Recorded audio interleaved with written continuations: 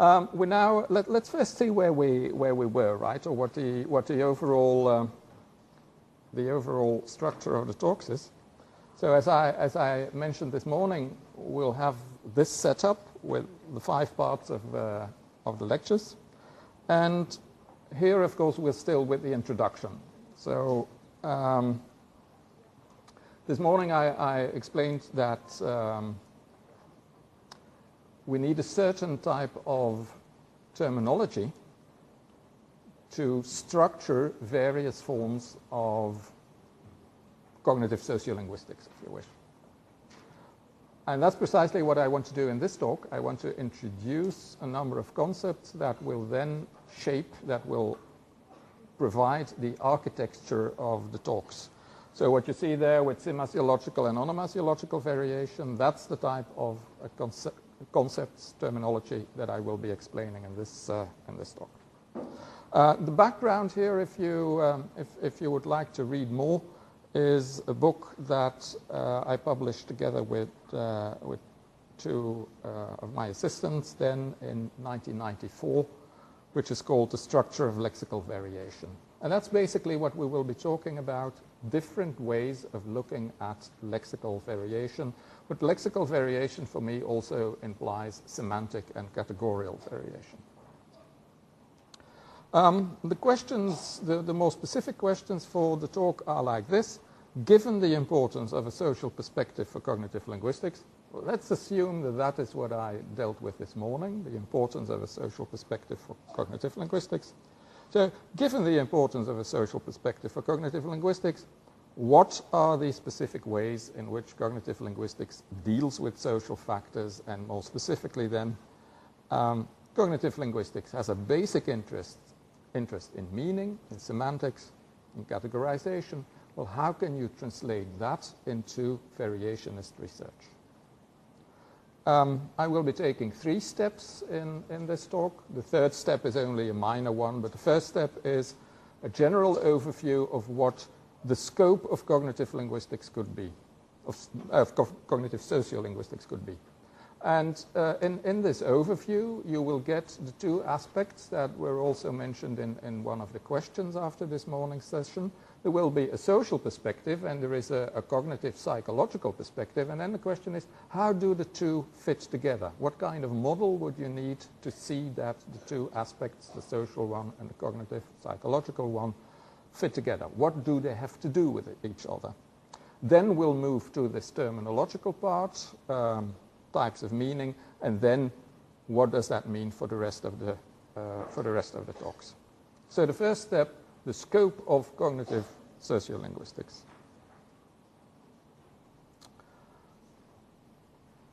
If we accept that cognitive linguistics needs to be expanded in the direction of variationist socio-historical research, what, in a very general way, are the domains of research that we can address?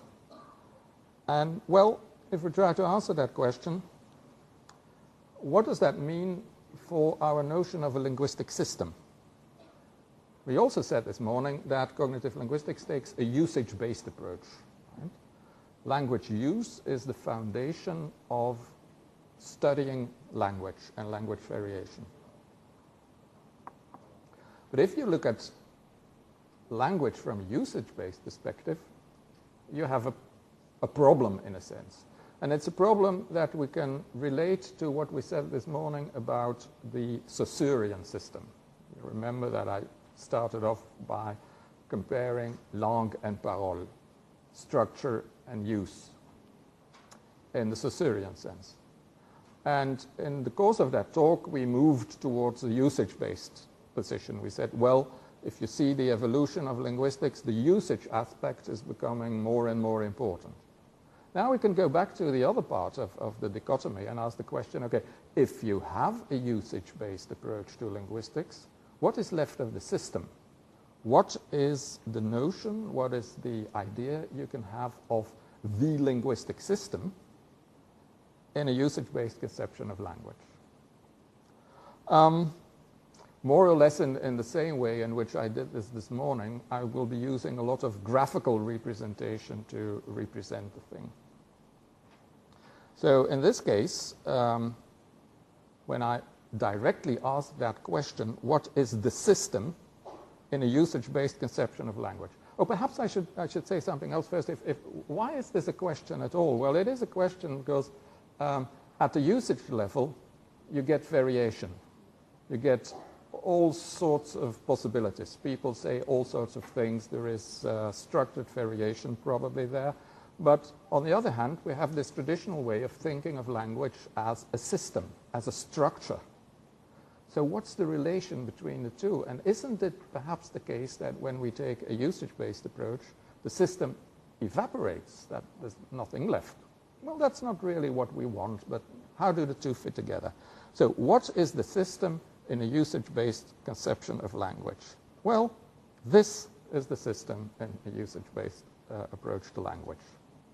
This doesn't make sense to you at this point, but let me try to explain what you see in this picture. Okay? So it's a graphical representation of different aspects of the type of phenomena, of different phenomena that you get when you look at language from the point of view of usage.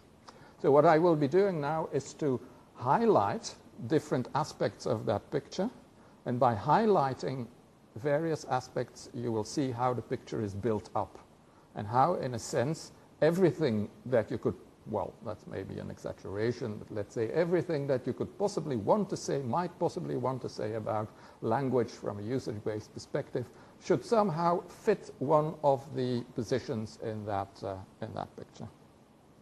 So, as a first step, usage, right? We have a usage-based approach. So where is usage in the picture? Well, the primary fact of linguistics is the behavior of language users.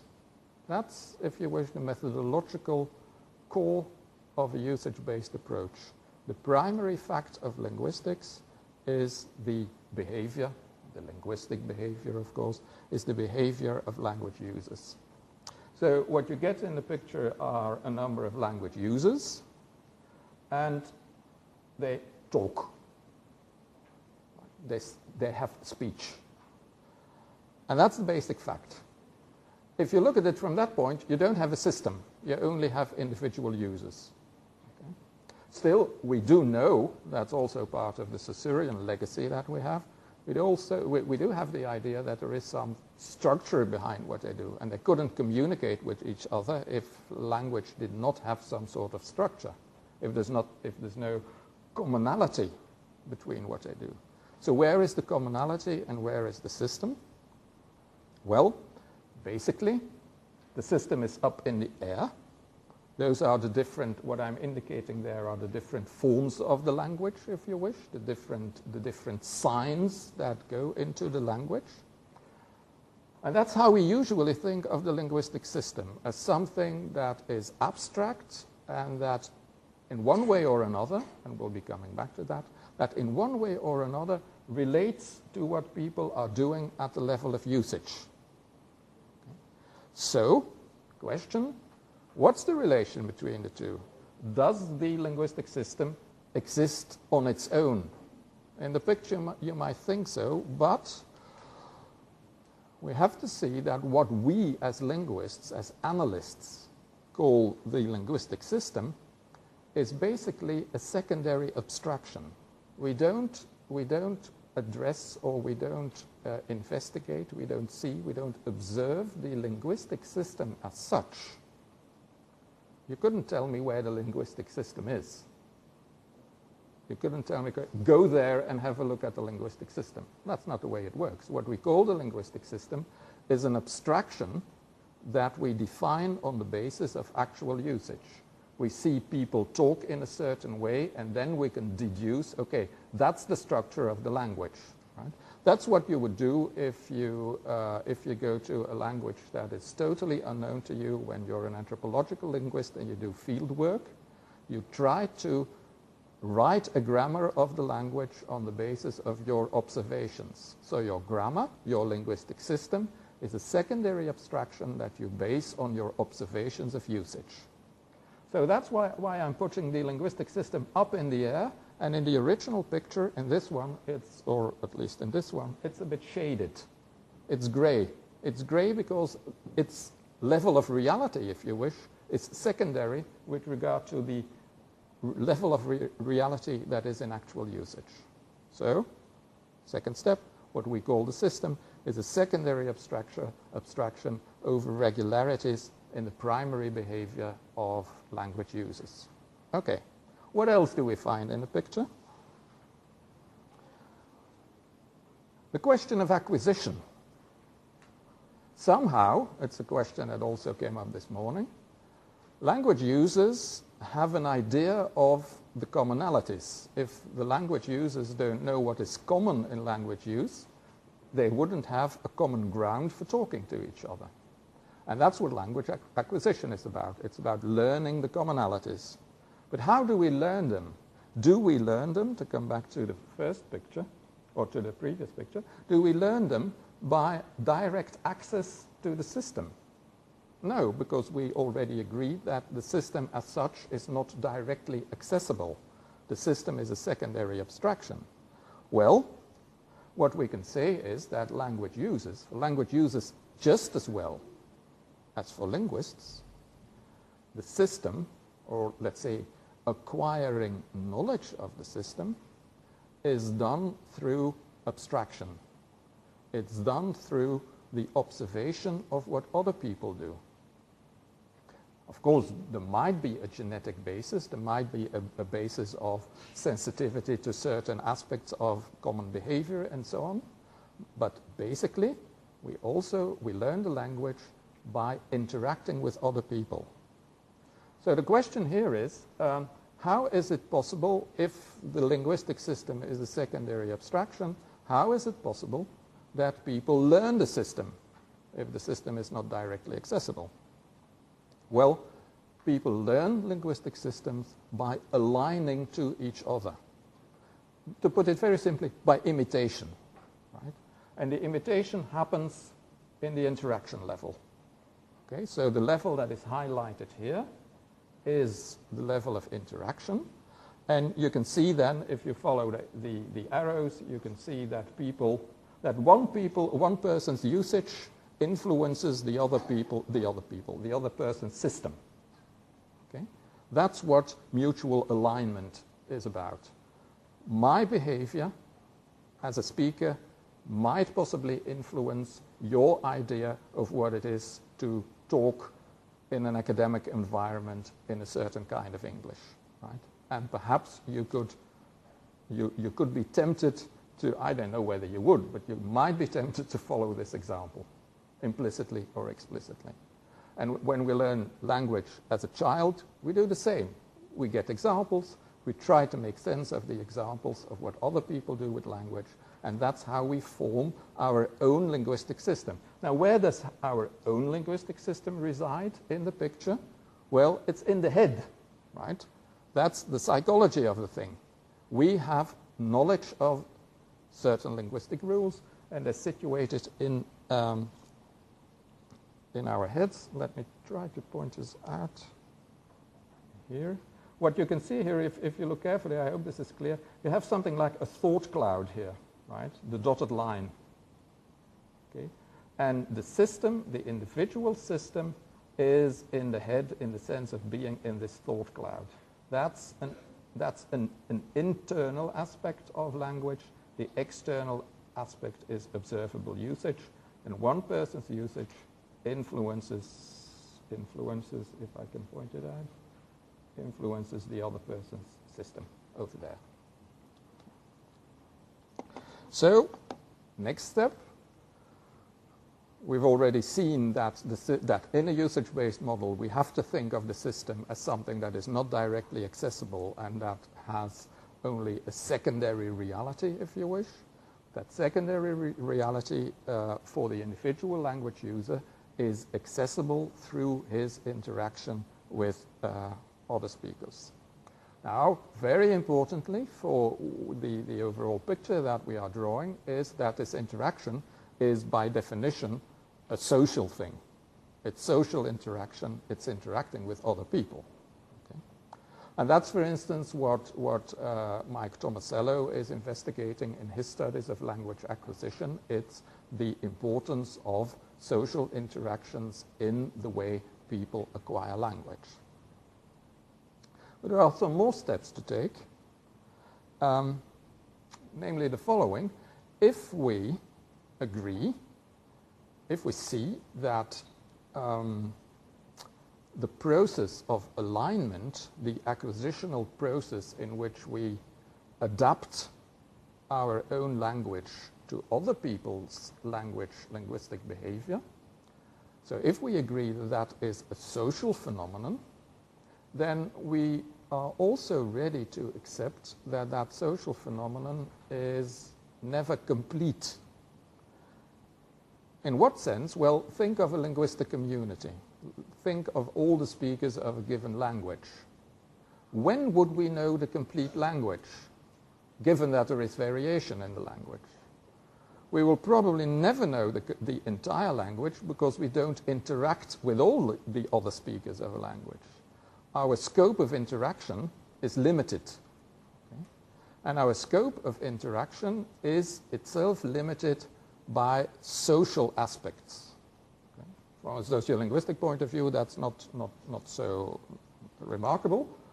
But I have to mention it here because it forms part of the picture that we are drawing of what a linguistic system is. So how is that indicated in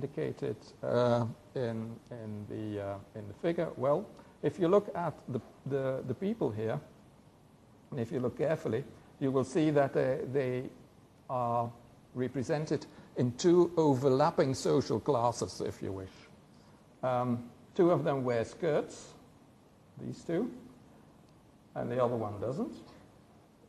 Okay. And there's another distinction because these two have a color. They're shaded, if you wish, and this one doesn't. So there's a social structure there, right? There's a social structure of groups of people. And those groups are indicated by the sets here, the lines, the ellipses. So you have the group of the skirt-wearing speakers, and you have the group of the shaded speakers, whatever the groups would be. So in the overall picture that we get, we have social structure. And the social structure is important for the type of alignment that we can get in the acquisitional process and in the process. And notice, by the way, that when I say acquisition, that seems to be focusing only on learning language as a child, but actually it's of course also important for language change. Because what is language change? Language change happens when people adapt their behavior at a later stage of their life, when various people also, from a social point of view, change their linguistic habits. So the alignments that we have are necessarily incomplete because we don't interact with all the speakers of the language, and the incomplete alignments have a social structure. So as a consequence, if we now try to connect the bottom of the picture with the top of the picture, we will have to conclude that lectal variation, okay, remember that lectal is the term I use as a cover term for all types of intralinguistic variation of dialects, sociolects, and so on. Lectal variation is an integral part of a usage-based conception of the linguistic system. Okay? Lectal variation would be reflected, for instance, when you see that on the top level, where we talk about the linguistic system, doesn't work very well. On the top level, where we talk about the linguistic system as an abstraction, well, it's very difficult if we take into account the social structure of the interactions between the speakers of the language. Then at the top level, there will be a reflection of that social structure. There will be a reflection in the sense that we will talk, for instance, about the language as a set of, as a cluster perhaps, of different language varieties. You will hear more about this tomorrow in Gitte Christiansen's talk. So lectal variation is an integral part of usage-based conception of the linguistic system. Okay. I hope you now more or less understand what I want to express with this picture, right? There is usage, there is interaction between people, the interaction is socially structured, and the linguistic system is an abstraction over that social structure. Now, given this model of usage-based language variation, what are the domains of research for cognitive sociolinguistics? Well, here we have two perspectives. There is the social perspective, and then we would study variation in production, for instance. This is only a for instance. There might be other things, but let's say basically variation in production. There is also a cognitive perspective, which is when we are going to study variation in perception and attitude. So let's refer back to the picture to illustrate these two domains. So the social perspective is, or relates, or focuses on the question, how do social factors correlate with variation in language use? So let's say that here we take the external perspective, right? We take the external perspective by looking at language usage and then determining how it correlates with the group structure. And this is, of course, if you wish, classical sociolinguistics. At least if you look at production at an aggregate level, what I mean by that is looking at language production, language use at the level of groups, not just one individual, but groups. And that's traditional Lebovian correlational sociolinguistics. What's the difference in language behavior between that ethnic group and another ethnic group, and so on, between young people and old people, etc. That's certainly one thing that has to go into the picture. But this is not so new from the sociolinguistic point of view. But remember that what we are trying to do is to find a model that brings together the study of language as a structure and the study of language as a variational thing. Okay, there is another perspective, which is a slightly more recent form of sociolinguistic research, and that's where you look at variation in production at discourse level, right? Not at an aggregate level. What is the average use, the average behavior of a group, but what is the specific behavior within one conversation, for instance, within one stretch of discourse? How do people adapt to each other, not just on average, but in specific circumstances, in the evolution of a certain stretch of speech? And that's where you do what is known as interactional sociolinguistics, where you look at the way in which people, for instance, accommodate to each other when they are talking. And in both cases, so both, and as you see in the picture, you have a place for that in the picture because that's the horizontal level where you have the study of the actual interactions. Then, if we move to the cognitive perspective, then you get the question, how does the interaction between language users influence their knowledge of the language? And that's where you get things like the study of acquisition. We already mentioned that. But also, importantly, things like perception and attitude. Attitudes in the sense of thinking in a certain way about the linguistic patterns or the linguistic behavior of other people. We often normally recognize other people as exhibiting a certain kind of linguistic behavior, and we can classify them on the basis of that, and we often evaluate them on the basis of their linguistic behavior. That's also a traditional topic within certain forms of sociolinguistics, but from our perspective here, that belongs rather to the cognitive part of things, because that's where our knowledge, our implicit or explicit knowledge of language behavior comes in.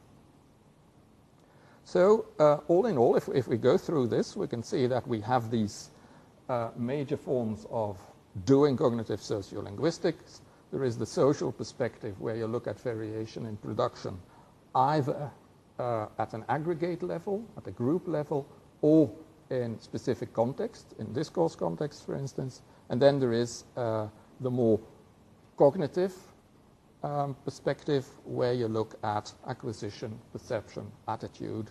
How do the alignments actually occur in the speaker's head? So automatically, to come back to the question that was asked this morning, automatically you get a combination of psychological perspectives and sociological perspectives. So, given all of this, and this is a lot, you could do, you could set up 20,000 research programs on the basis of this, probably. So it's a bit too much for this set of talks. So how will I zoom in on this on this domain? Well, I will present a number of studies along the first dimension, so the dimension of variation of production, correlating them with socio-historical factors. And I will have a specific focus on what is the core business of, well, the original core business of cognitive linguistics, sorry. That is to say, meaning and categorization. So that brings me to the second part of this second introductory talk, namely, what kinds of meanings should we distinguish? So if we want to be studying these types of meaning from any of these perspectives, okay, if we want to do that, what kinds of meaning should we distinguish? So that's step 2.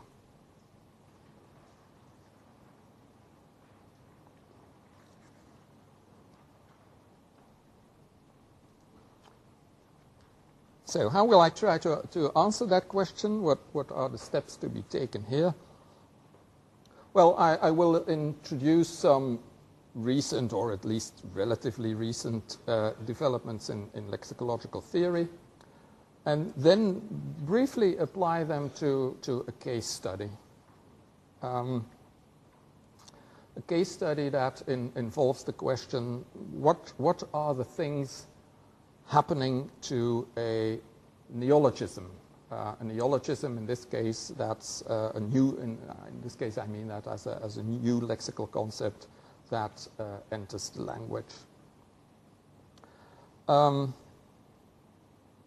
the case study will serve purposes of illustration. So I'm first going to present a number of concepts from a more theoretical point of view, and then we will get a brief illustration.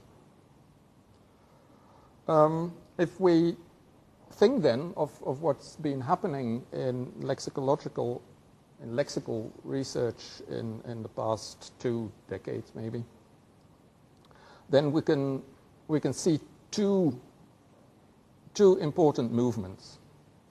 Well, I'm calling them phases here. That seems to suggest that there is a strict chronology between them, but that's not really true. That's a simplification. But from a theoretical point of view, what's happening is the following 2 shifts. You get a shift from a traditional interest in lexical studies in structures. What is that, the traditional interest in structures? Well, that is, for instance, thinking about lexical fields or thinking about taxonomies. Right? Those are typical structures that were introduced in lexical research or by the tradition of structural linguistics, by structuralism. You think of the lexicon of a language as being built up, as being structured in forms of, in certain forms, like semantic fields, taxonomies, maybe others like specific lexical relations like antonymy, synonymy, and so on.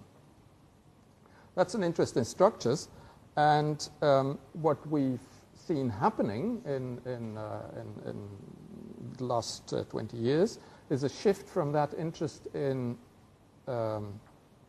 structure to an interest in salience in structures.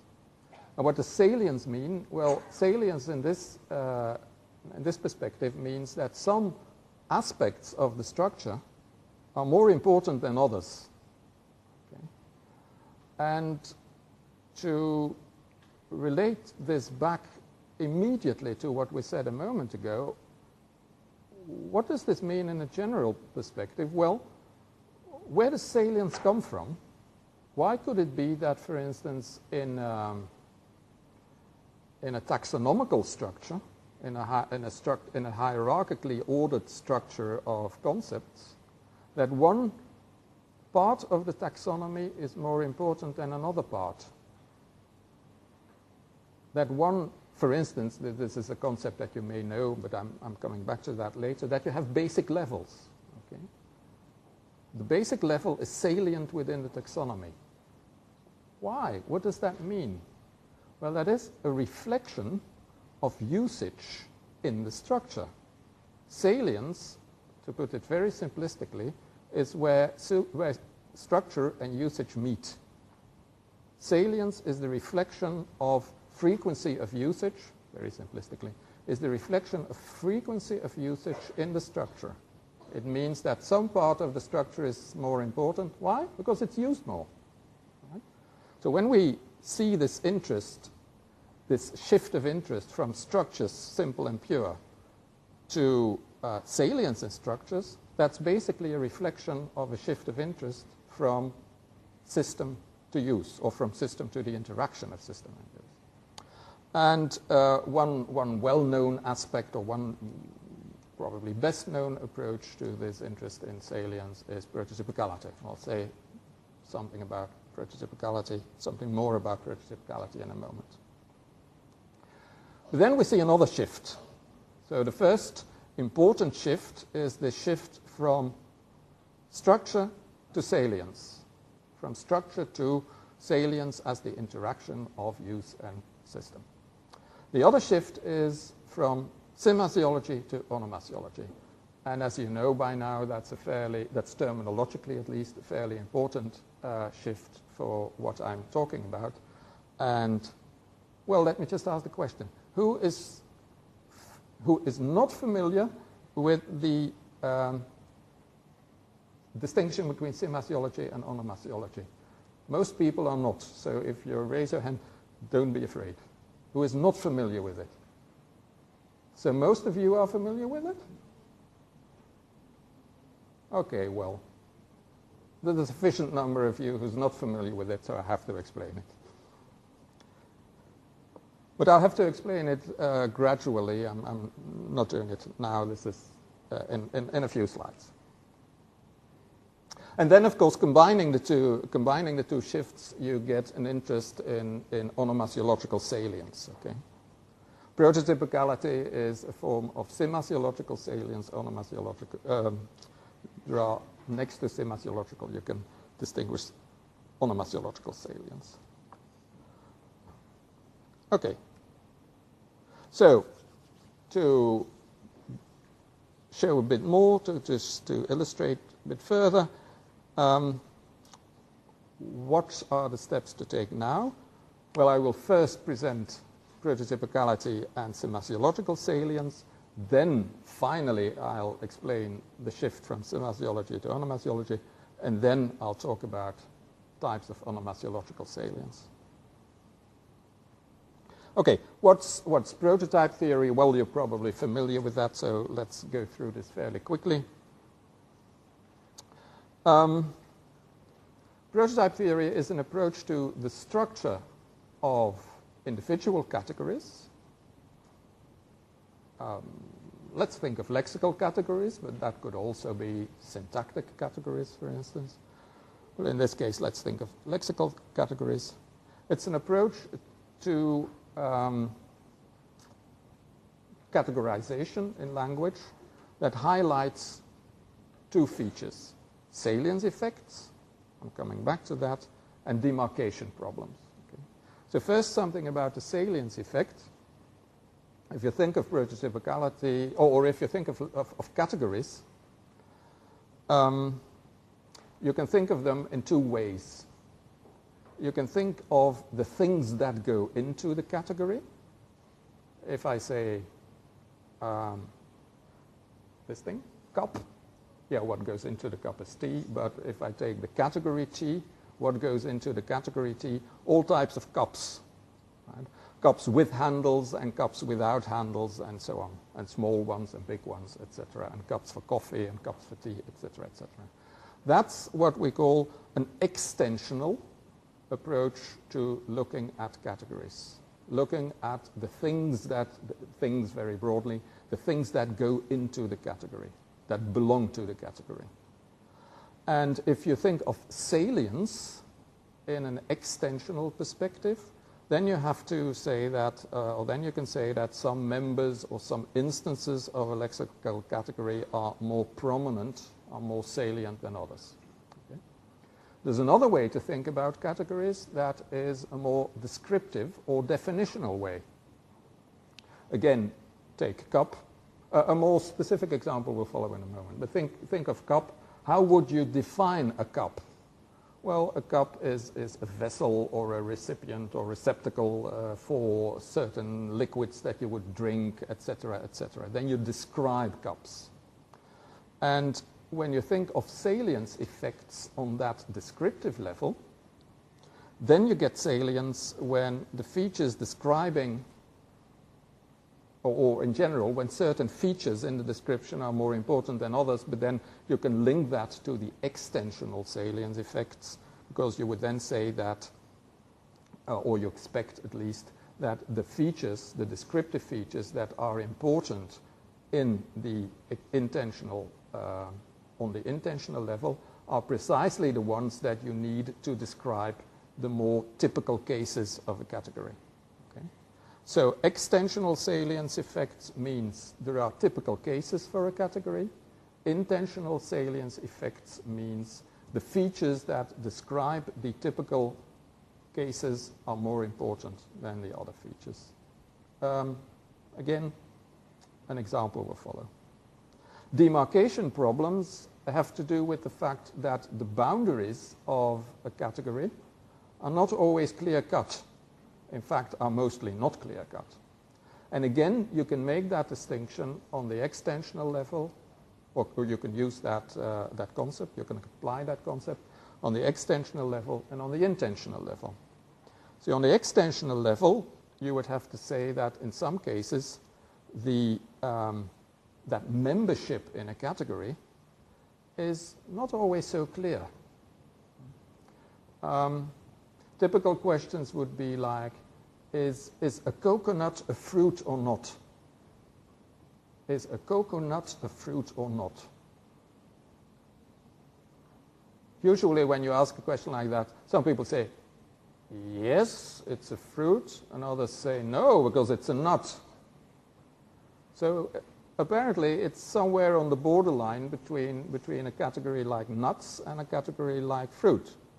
You probably use it like fruit, but from another perspective, it's like a nut. And you can find borderline cases like that for, in fact, most categories. So that's extensional fuzziness, if you wish, in the categories. Where the category ends, is not always so clear. And to the extent that the coconut is a fruit, it's certainly not a typical fruit. Right? So if we go back to the intentional salience, or rather to the extensional salience, then a coconut is not a salient type of fruit, if it is a type of fruit at all. And then intentionally, you get similar problems. If you define categories, it's not always clear. It's not always possible, in fact, to give what we call a classical definition of a category of meanings. That is, a category that is maximally general and minimally distinctive. This would require a bit of explanation, but I'm not going into that at the moment. We'll see presently what it involves. So let's go to an example now of these prototype theoretical characteristics. And first, as background, think of the question, what is the traditional ideal of defining things? Like defining cups or defining fruit. Well, in a traditional view, An ideal definition is one that conforms to certain criteria, and specifically to the criterion that you get a single unique set of common characteristics for all the things that go into the extension of a category. Okay? So if you want to define cups, you first think, or you do observational research, you first think of all the things that can be called cups, and then you look for all the common characteristics of cups. And when you have your set of common characteristics, then you check whether that set of common characteristics is distinctive with regard to other things. Why is distinctiveness important?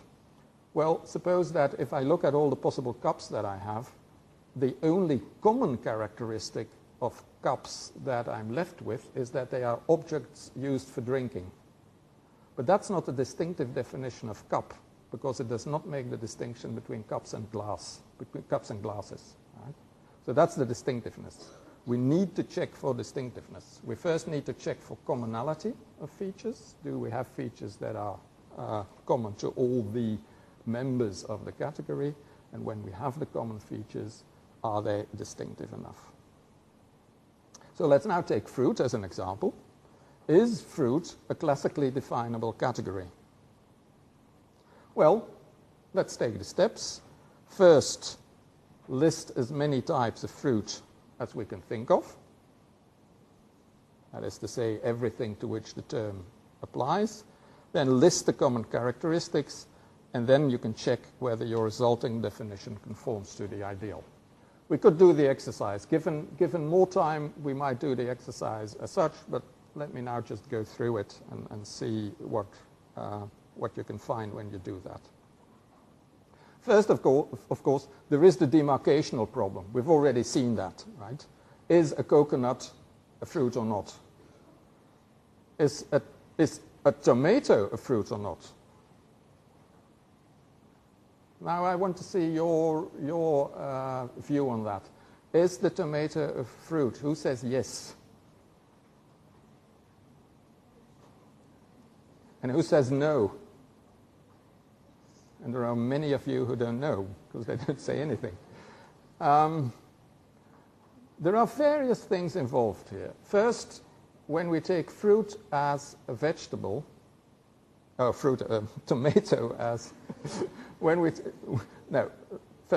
you take tomato as a fruit, first we have to see that there are different meanings of fruit involved. There is the technical sense of fruit, which is the seed-bearing part of a plant. Okay? And in that sense, a tomato is certainly a fruit. But that's not really the category that we are talking about. I want to talk about fruit in the everyday sense of a certain collection of things that you eat in certain ways. Okay? From that perspective, is the tomato a fruit?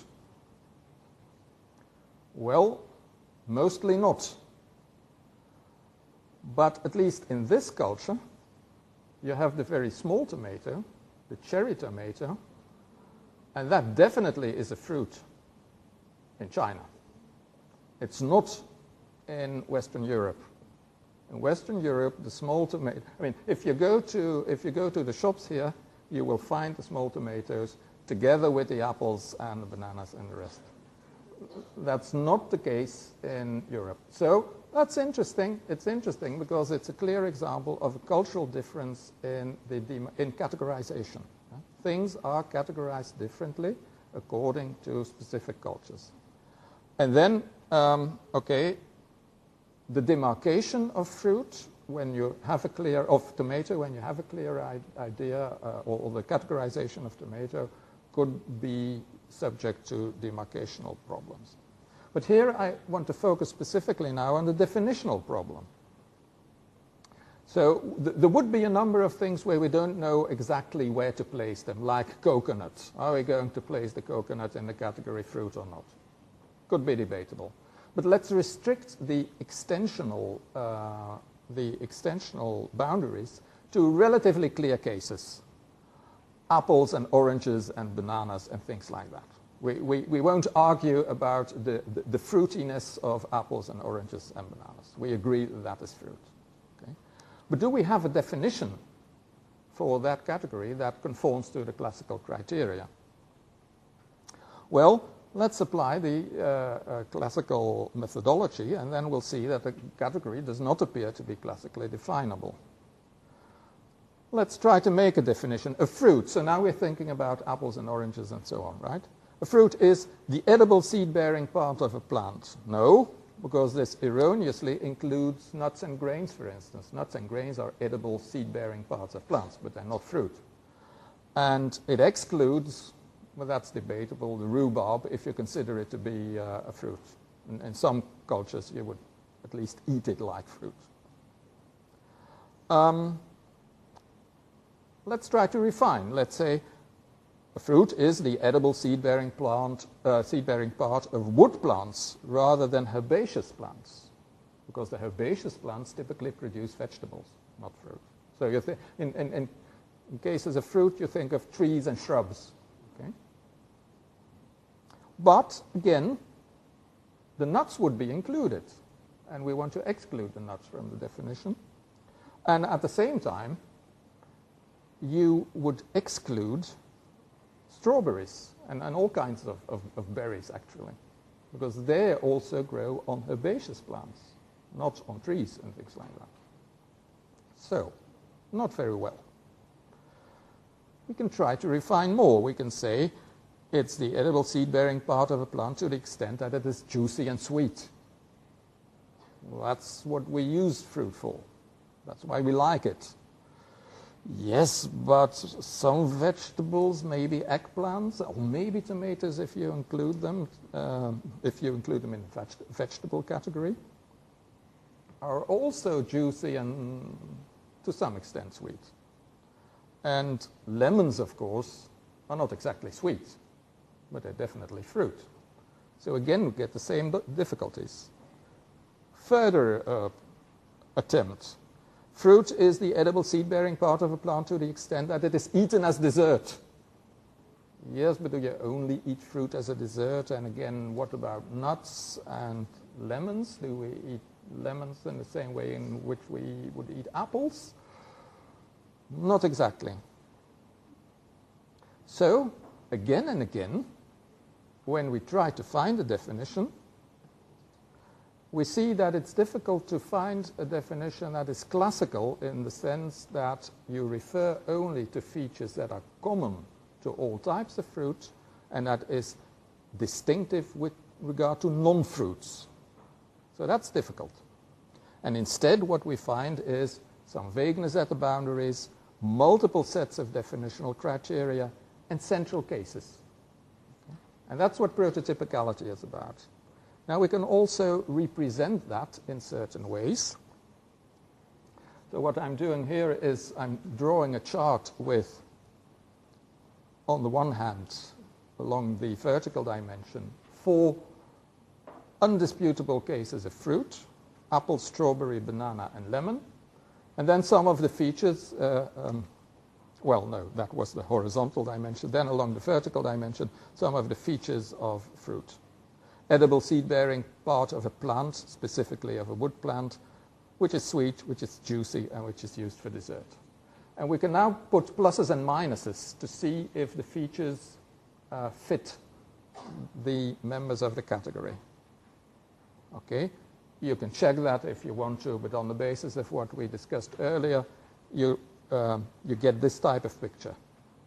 And the picture is important because it shows, if you look along the horizontal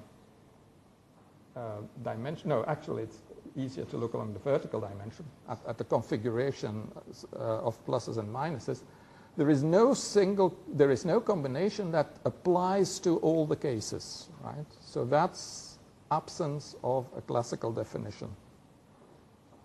And the apple has most of the relevant features.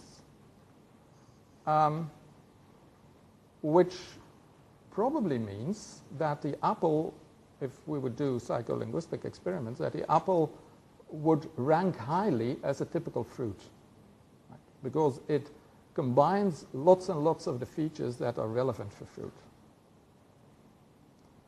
We can also represent this in another way, and notice that this is a representation that I will also be using tomorrow. By drawing the sets of, or bringing together the sets of members, so the extensional, the subparts of the extension of the category, and then having a look at how they combine in terms of features. So what I'm doing here is to combine an extensional and an intentional representation. So think of it in this way. We will now plot the various fruits in the chart, and we're asking ourselves the question, if we look at the things that are juicy, which types of fruit do we find there? If we look at the things that are sweet, which types of fruit do we find there? And so on. So where does the apple go? Well, the apple goes in the middle. And what's next? Well, the strawberry would go there. It shares many, many features with the apple, except the wood plant feature, right? And the banana also shares many, many features with the apple, except the juicy feature. And the lemon goes there because it's neither sweet nor used for dessert. Okay. So this is typical a prototype structure. Right? This is a structure that shows both on the extensional and the intensional level the importance of salience effects in describing categories. This actually is a combination of the two representations that I used, one with just pluses and minuses, and then the graphical one with the types of fruits put into this set-based representation. Now this gives us one important thing. This gives us what contemporary lexicology has to say about the structure of individual meanings. Right? Now we've had a look at just one meaning, the everyday meaning of fruit, and you could ask yourself, or you could ask me, now what about polysemy? What if we have different meanings for one word? Do we get similar effects? Yes, we get similar effects, but I won't illustrate that now. That's something for the first talk tomorrow morning. Then we'll have a look at polysemy, but we will see that we get the same structural effects there as what we have here. Now, however, I want to do something else. I want to move from the semasiological perspective to the onomasiological perspective. And what the background is here is two ways of looking at a combination of forms and meanings. Okay? When we think of a lexical category, okay, let's take cup again. When we think of a lexical category like cup, we have a form, the word cup, and we have a meaning, an object that is used for drinking this and this and this and that. Okay? Let's not try to find a definition because we've already seen that it may be difficult to find definitions, but let's assume that we have a definition. So we have the form and a meaning. The form of the word and then the definition of the meaning of the word. Normally what we do is to start from the form and then look at the meanings. That's what we did a moment ago. We took the form fruit and asked ourselves, okay, how is the meaning of fruit structured, intentionally and extensionally? Okay. So that's one way of looking at things. That's looking from the category to its meanings, or from the category to the things that the category applies to. That's what we call a semasiological perspective. Starting with the word or the category and then looking at the meaning. At the meaning or the use or the way the meaning is applied to things in reality. Now, if you have that perspective, it's easy to see that you can also turn it around. You can also say, okay, but what if we ask the other question? What if we ask the question, if you present people with a thing like this, how will they name it? What category will they use to refer to this thing or to categorize this thing? So that's the other aspect, that's the other perspective of categorization. That is starting from something that needs to be categorized or that may need to be categorized, and then asking the question, how exactly is it going to be categorized? And that is, in a sense, or to come back to that terminology or that perspective, it's starting from how the categories are used or what the categories are applied to. Let's put it that way. Starting from how the categories, of what the categories are applied to the category. So not in a simplistic sense, not from form to meaning, but from meaning to form. I have a quote here by the Swiss linguist called Baldinger, who at one point said, "Semasiology considers the isolated word and the way its meanings are manifested, while onomasiology looks at the designations of a particular concept, that is to say, a multiplicity of expressions that form a whole." Right? If in the case of cups you would say, okay, this is a drinking vessel. What other possibilities would there be to talk about drinking vessels? When you have cups and glasses and mugs and other things. So how do people choose? How do people choose that this is a cup and not a glass, for instance? Right? That's the onomasiological perspective. So if we represent that in Saussurian terms, again, in terms of this well-known distinction that the Saussure made between the formal aspect of language and the meaningful aspect, between the signifiant and the signifié, then one perspective, the semasiological one, is looking in this way, and the other one, the onomasiological one, is looking in the other direction. But there is a complication. There's a complication in the sense that we would also want to look outside of language. Structuralists wouldn't do that, but we as cognitive linguists would. And we would want to ask the question, given a certain referent, given a certain thing that we want to talk about, how do we choose our categories? So onomasiology is about choosing categories. Semasiology is about when we have a category, what is its meaning? And if you consider this for a moment, you will realize that the onomasiological perspective is, in a sense, perhaps even more important for a cognitive linguistic approach than a semasiological one.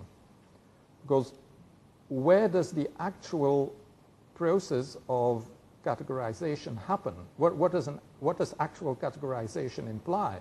Well, it primarily implies that am I categorizing it as a fruit or as a nut or as a category on its own right? Could be anything. Right? So from the point of view of categorization and cognitive processes, the onomasiological perspective is in a sense more important than the other one.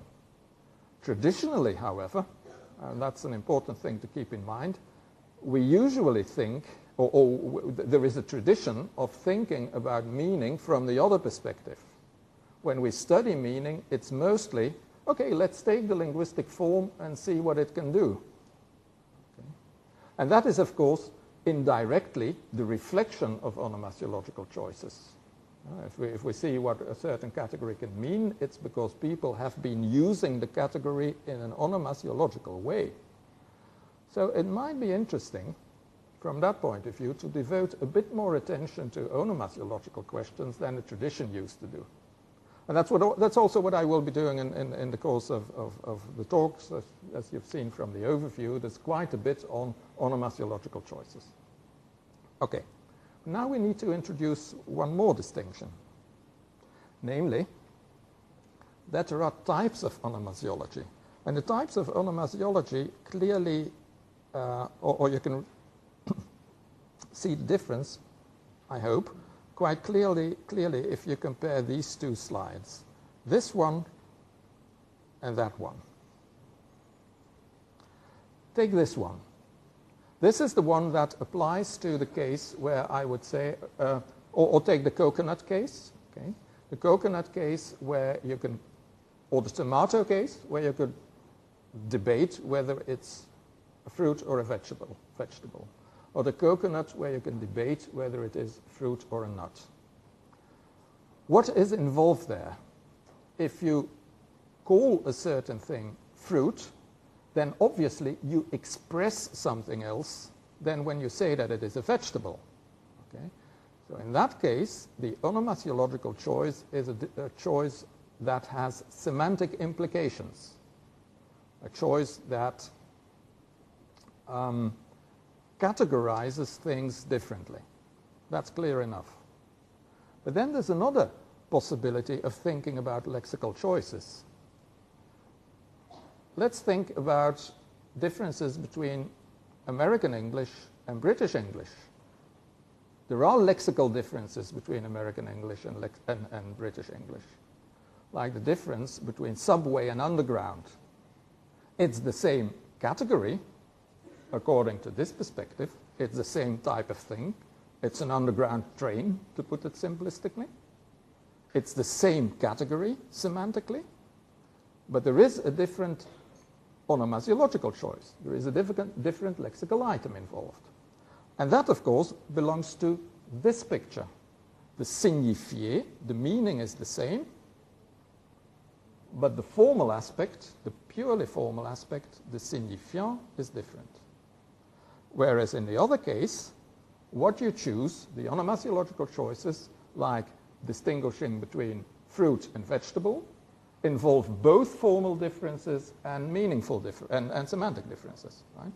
So that distinction is the distinction that I want to refer to by talking about, on the one hand, formal onomasiology, and on the other hand, conceptual onomasiology. So conceptual onomasiology is about different categories for designating a given thing, something in the world, and then different forms of semantic construal, if you wish. And then on the other hand, formal onomasiology is about different formal expressions for a given meaning. And when you deal with formal onomasiology, you're dealing with things like synonymy.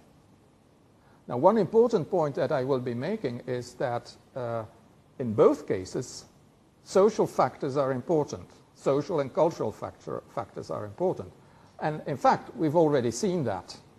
For instance, I talked about the categorization of the cherry tomato, of the small tomatoes, and we saw that there are cultural differences in the categorization of the cherry tomato.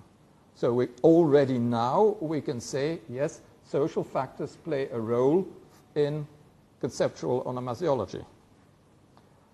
We've also seen in the example that I gave a moment ago that if you compare subway and underground as terms for an underground train, then again, social factors, lectal factors play a role. In this case, the difference between British English and American English.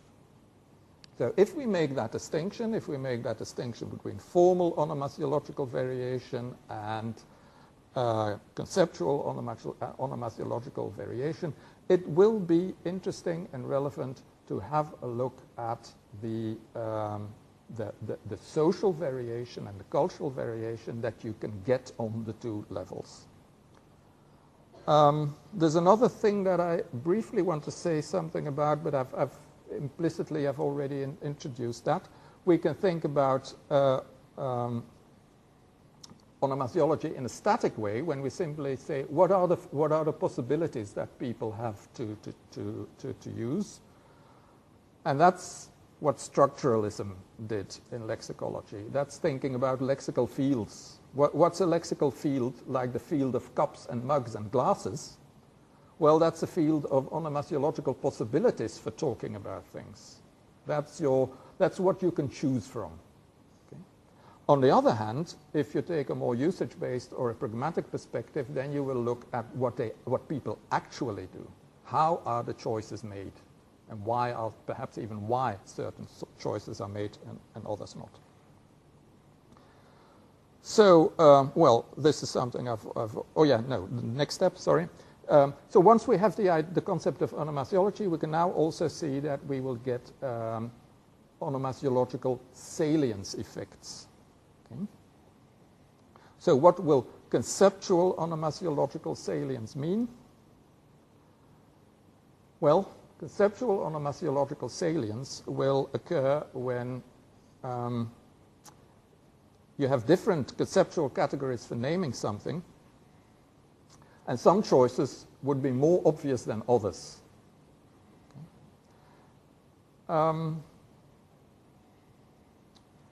If you think of a pair of jeans that you might wear, how will you name it when you refer to a pair of jeans? Well, you will probably call it a pair of jeans. That's not the only choice you have. You could call it a pair of trousers, or you could call it also more specifically perhaps by referring to the brand or whatever. So you have possibilities for onomasiological choices, but very often there will be a preferred possibility. So that will be onomasiological salience. And if you think back of what we said a moment ago about, or a few minutes ago, about basic levels, as a level where you talk about things, basic levels are a form of onomasiological salience, right? It's saying that when you talk about certain fields of experience, there is a level of specificity that is the preferred one to talk about things. Yeah, there's some detail here, but let me not go into that here. Okay, this is an illustration of basic levels, but I assume that you may be familiar with that. So now, as far as formal onomasiological choices are concerned, do we get salience effects there? Yes, we do. In what sense? Well, if we think of lectal variation, so perhaps simply the more traditional sociolinguistic type of variation in the lexicon, ask yourself the question whether it is always a question or a situation in which you have 100% difference between one lect and the other. Well, maybe if you have the example with underground and subway, maybe you could say, yeah, well, in British English it's always one term and in American English it's always the other. Then you have 100% difference, a strict separation of the two. But that's not usually the case. When you think of dialects within a language, there would be preferences within one dialect, so that the terms that compete, that alternate, would have maybe in one case 80% of the usage cases, and in another, and then 20% for the other term. So in that case, it's I mean, even in the case of 100%, it's a question of salience, but it's the extreme of salience, where the other alternative does not show up. But in most cases, all the alternatives do show up, and that's where you can say, okay, one choice is more obvious, apparently, in one lect or in one dialect, if you want to look at it from that point of view, than the other. So that's onomasiological salience, differences of preferential choices. Okay, now, given these concepts, yes, by the way, I still owe you an example of all of this, but we'll do that tomorrow morning, okay? You've now had, I mean, one example, we've had examples, but I mean an example in which all the phenomena occur together, okay? That's for tomorrow morning. So what do we have now? So we have our terminology, right? We have semasiology, taking a given category and then looking at what it can express. Then we have the other perspective, onomasiology, that is either taking something to talk about and see how it is expressed, conceptual onomasiology, or taking a certain category and looking at the forms it has, looking at synonymy and the distribution of the synonymy over different lects and dialects. Okay, so given that terminology, and given that specifically not just the terms, but the way in which we have concepts relating to that, given the classification of phenomena, how does all of this appear in the following talks? Well, the next two talks, tomorrow's talks, deal with semasiological variation. So specifically with prototypicality and polysemy. But of course, yes, perhaps I should have said that first, in all of the talks, in all of the lectures, the question will be, when we have these three broad classes of phenomena, what is the role of social and cultural and historical phenomena in the variation that we find there? Okay, because we have semasiology as a perspective, and then we have semasiological variation, different meanings occurring with the same word or the same category. We have onomasiological variation, different forms expressing the same thing or different categories being used to refer to a certain thing. So, given the variation on the semasiological and the onomasiological level, what is the role of social factors, cultural factors, historical factors in these three types of phenomena? That's going to be the basic question. And then, okay, the next two talks deal with semasiological variation, and we'll give examples of prototypicality, and we'll move on to the level of polysemy, as I promised already. Then we have two talks on, so that's lecture 3 and 4. Then we have two talks about onomasiological variation, where we will have a look at differences of categorial construal of things, for instance, through time and between different, well, basically through time. Let me leave it at that. So that's lecture 5 and 6. And then we will have 3 talks, not 2, but 3 on formal onomasiological variation. So that will be the onomasiological variation that comes closest to what you study from a traditional sociolinguistic point of view, where we look at the lectal distribution of synonyms or near synonyms. So that's going to be lecture 7, 8, and 9. And that was the lecture for today.